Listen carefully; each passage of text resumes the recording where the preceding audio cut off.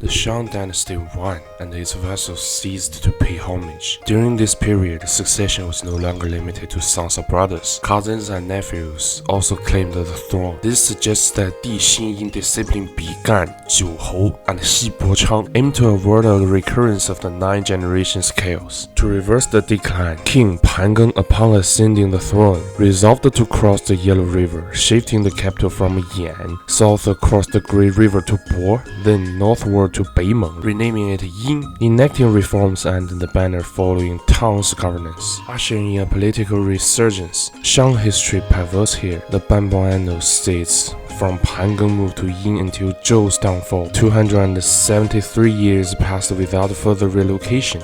This carries dual significance. First, it signals growing stability in rule. Second, it marks settled agriculture's dominance. 3,300 years ago, the Shang dynasty had stood for nearly 3 centuries. Until then, its ruling center lay south of the Yellow River. King Pangeng shifted it northward to Yin, necessitating a reliant defense perimeter, particularly against the wild north. Thus, waves of Shang tribes migrated from Yin to the northlands, establishing military settlements along the Taihang Mountains. Later dynasties' relocation often merely swapped one capital for another, with limited national impact. But in the ancient era of tribe unity, the capital was the ruler's clan's core. Beyond the scattered outposts, the entire ruling group, nation, and dynasty uprooted wholly. Not just the palace, but all Shang tribes, families, livestock, and slaves. Hence, the proposal to move sparked fierce debate, with most Shang reluctant to leave. Such was the quandary Pangeng faced.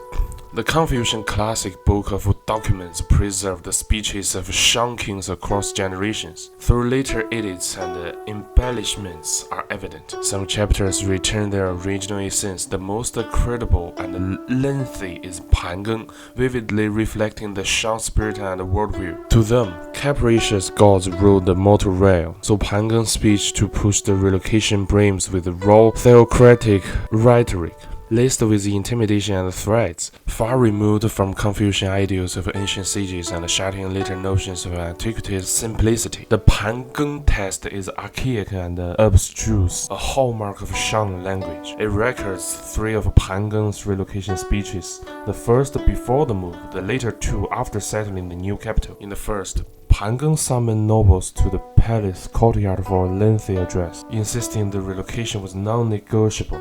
He began by invoking ancestral authority. The 4 kings founded this dynasty, yet now, amid the great calamity, they offer no aid, signaling we must depart. If you harbor discontent and defy my command, my 4 kings will rain punishment from the heavens, declaring, "Why dare you disobey our young grandson? Should they grow displeased, their celestial wrath will spare you no mercy." In Shang belief, deceased kings ascended to serve the emperor in heaven, Di, guarding and blessing their descendants, the living Shang kings, while dispensing fortune or calamity. Likewise, nobles joined the celestial ranks upon death, wielding slight influence over the mortal world and favoring their own king. Earthly discord risked escalating into heavenly strife. To resolve this, Pangeng stressed the divine order. Celestial nobles must obey the 4 kings, not their progeny. Should living nobles resist, their ancestors righteously disown them, he declared. Long ago, my 4 kings accepted your ancestors' allegiance,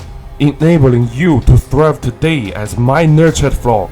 Harbor malice, and punishment, execution awaits.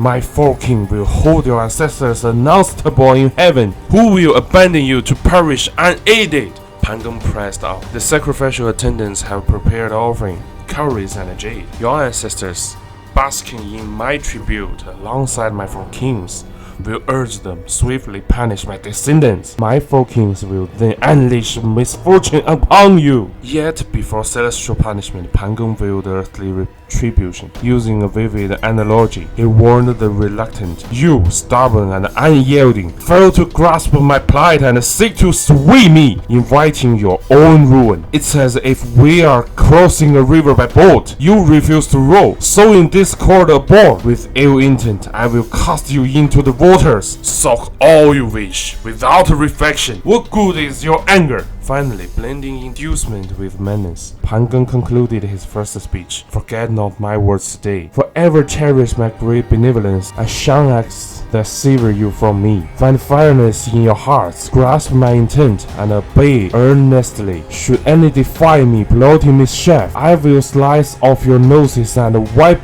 out your king, leaving no heirs in the new capital. Go forth, your living souls. I now compel you to move, building you an enduring home. The ground relocation succeeded. The later two speeches delivered in the new capital softened in threats as dissent waned, leaning more on encouragement. Pangeng still cited the Emperor Di as his rationale. You ask, why upheave the masses with this move? It is not my view but the Emperor's. Repaying my high ancestors' virtue to revive our house, I can only piously obey. Bearing your myriad feats, settling forever in this new city. Pangeng highlighted the emperor's favored high ancestor. In later Shang oracle poems, high ancestor typically denotes Wang Hai, perhaps as if Wang Hai first led the Shang north across the Yellow River. Pangeng's northward move earned his special blessing. The term De recurs in Pangeng's speeches, hinting at Shang moral framework. Yet there, De diverges from later meanings, not an abstract code, but a tangible benefit giving. A king's De bestowed favor on subjects.